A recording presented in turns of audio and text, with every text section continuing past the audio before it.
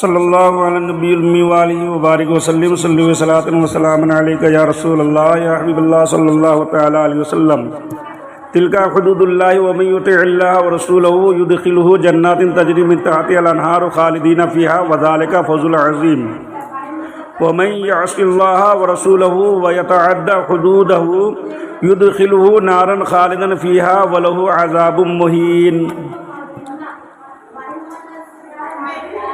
معنی دیکھو،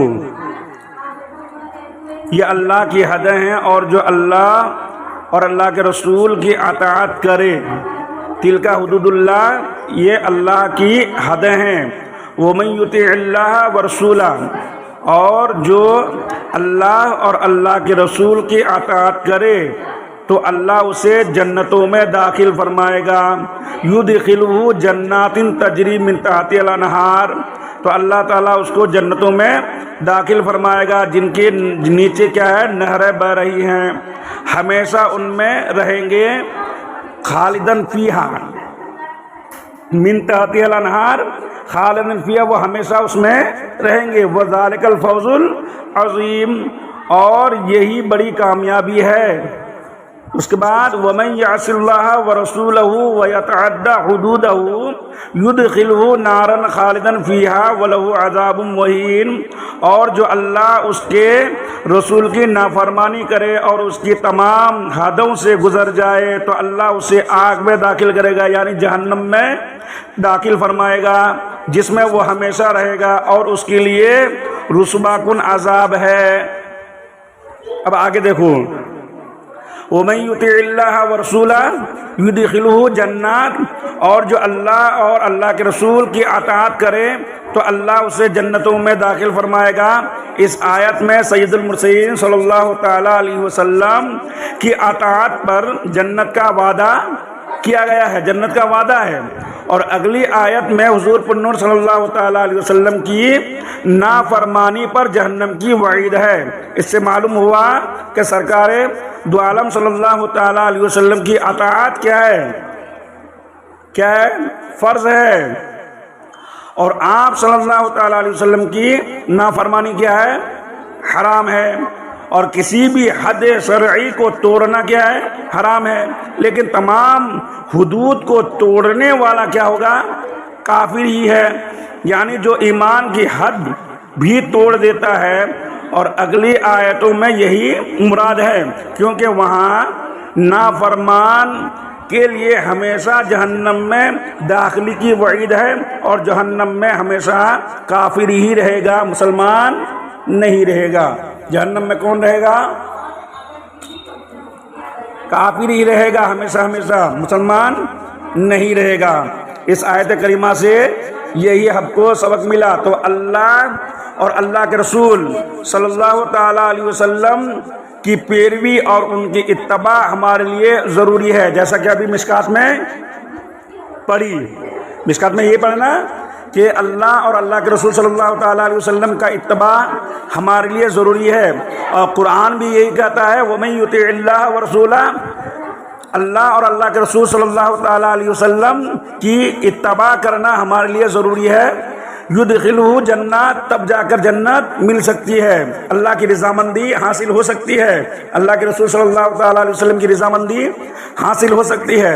اب آگے کی آیت دیکھو، واللاتی یاتین الفاحشۃ من نسائکم فاستشہدوا علیہن اربعۃ منکم فإن شہدوا فامسکوہن فی البیوت حتی یتوفاہن الموت او یجعل اللہ لہن سبیلا، اور تمہاری عورتوں میں سے جو بدکاری کر لیں، تمہاری عورتوں میں سے جو بدکاری کر لیں، یعنی بدچلن ہو، بدکار ہو اور بدکاری کر لیں، تو ان پر اپنوں میں سے 4 مردوں کی گواہی لو۔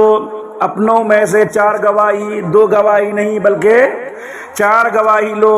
پھر اگر وہ گواہ دے دیں تو ان عورتوں کو گھر میں بند کر دو یہاں تک کہ موت ان کی زندگی، یعنی موت کیا ہے، ان کو پورا کر دے، یا اللہ ان کے لیے کوئی راستہ بنا دے جو ہے بدکار عورتیں ہیں۔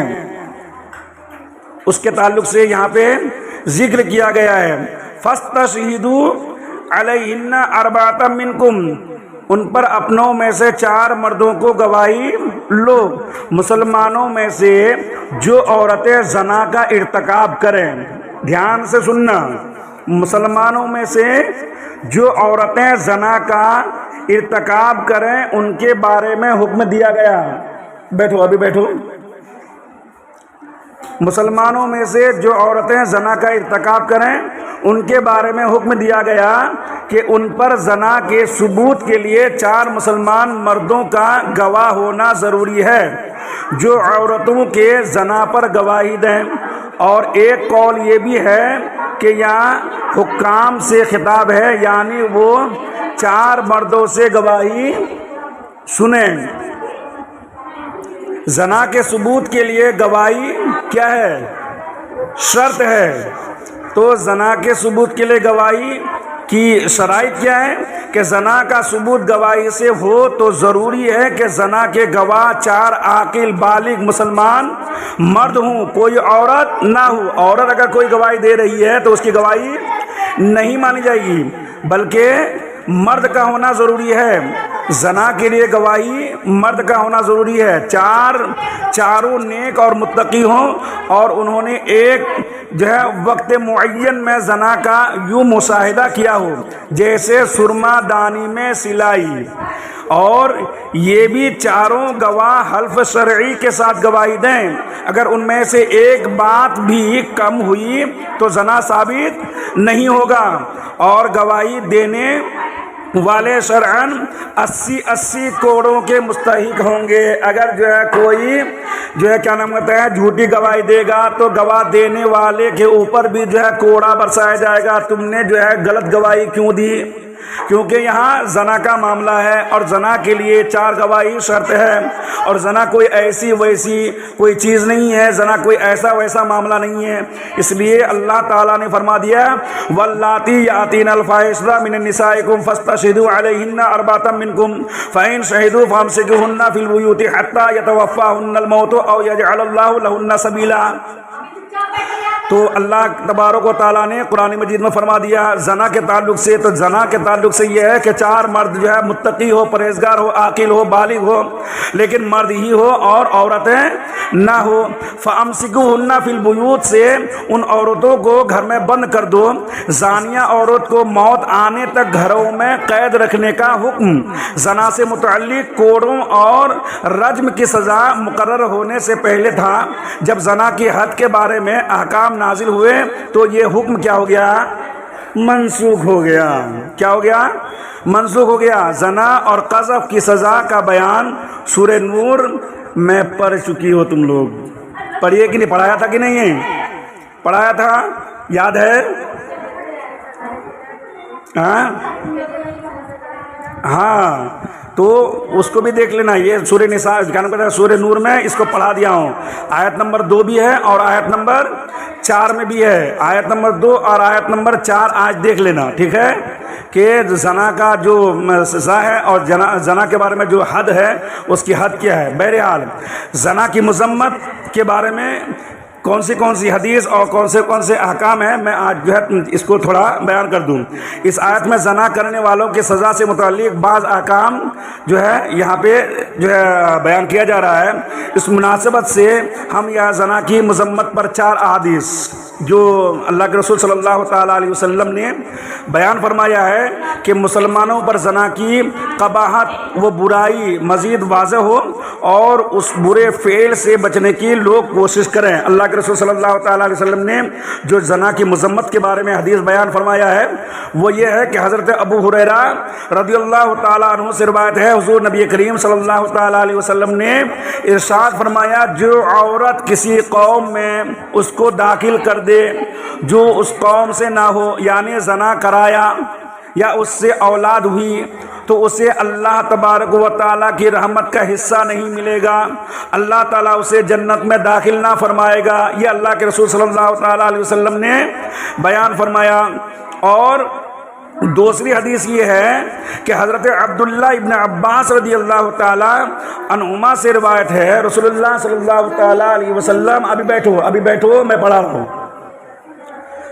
حضرت عبداللہ ابن عباس رضی اللہ تعالیٰ عنہما سے روایت ہے کہ رسول اللہ صلی اللہ تعالیٰ علیہ وسلم نے ارشاد فرمایا، جس بستی میں زنا اور سود ظاہر ہو جائے تو انہوں نے اپنے لیے اللہ کی عذاب کو حلال کر لیا۔ اللہ کے رسول نے کتنی سخت وعید فرمائی ہے۔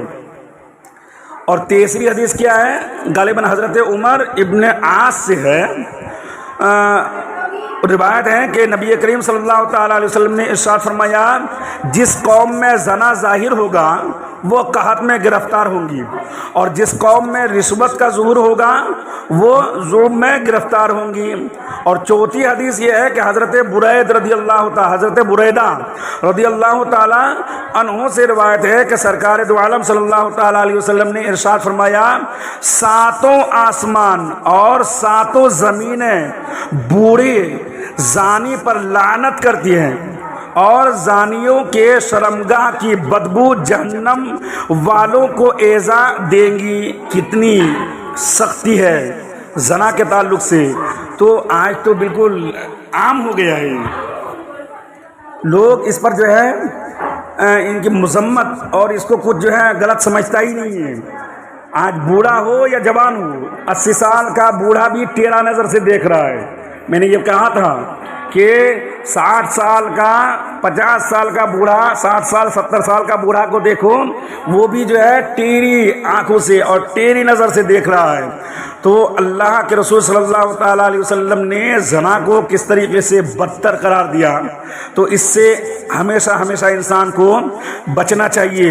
اور اللہ تبارک و تعالیٰ نے زنا کا جو حد قرار دیا ہے وہ سورہ جو ہے نور میں نے پڑھایا ہے، اس کو آیت نمبر 2 اور آیت نمبر 4 میں دیکھ لینا۔ واللذانی یاتیانہا منکم فآذوہما فإن تابا واصلحا فاعرضوا عنہا ان اللہ کان توابا رحیما۔ اور تم میں جو مرد عورت ایسا کام کریں، ایسا کام کریں تو ان کو تکلیف پہنچاؤ، پھر اگر وہ توبہ کر لیں اور اپنی اصلاح کر لیں تو ان کا جو ہے کیا کرو، پیچھا چھوڑ دو، بے شک اللہ بڑا توبہ قبول کرنے والا مہربان ہے۔ یقیناً اللہ کی رحمت تو اتنی رحمت ہے کہ اس کے کوئی حدود ہی نہیں ہے۔ اللہ چاہے تو بخش دے اور اللہ چاہے تو پکڑ لے، وہ اللہ کے ہاتھ میں ہے۔ تو یہاں فآذوہما جو بیان کیا گیا ہے، جو آیت میں ذکر ہے فآذوہما، ان دونوں کو تکلیف پہنچاؤ، یعنی زانی اور زانیہ دونوں کو تکلیف پہنچاؤ۔ تو بے حیائی کا ارتکاب کرنے والوں کے متعلق سزا کا بیان کرتے ہوئے فرمایا کہ انہیں ایذا دو، جیسے جھڑک کرو یا جھڑک کر یا برا بھلا کہہ کر اور شرم دلا کر، جوتیاں وغیرہ مار کر، زبانی اور بدنی جو ہے دونوں طرح سے ایذا دو۔ زنا کی سزا پہلے ایذا دینا مقرر کی گئی، پھر قید کرنا، پھر کوڑے مارنا یا سنسار کرنا، یہ چاروں چیزیں ہیں جو سورہ نور میں بیان کیا گیا ہے۔ یہ آیت بھی حد زنا کی آیت سے منسوخ ہے۔ بعض علماء نے فرمایا ہے کہ پچھلی آیت میں فاحشہ سے مراد خود عورت سے بے حیائی کام جو ہے کرنا، اور واللذانی یاتیانہما سے جو ہے مرد سے لواطات کرنا مراد ہے۔ اس صورت میں یہ آیت منسوخ نہیں بلکہ محکم ہے، اور واللذانی یاتینہما سے مرد سے لواطات کرنا مراد ہے۔ اور اس سے یہ بھی معلوم ہوا کہ لواطات اور مساحقت عورتوں کی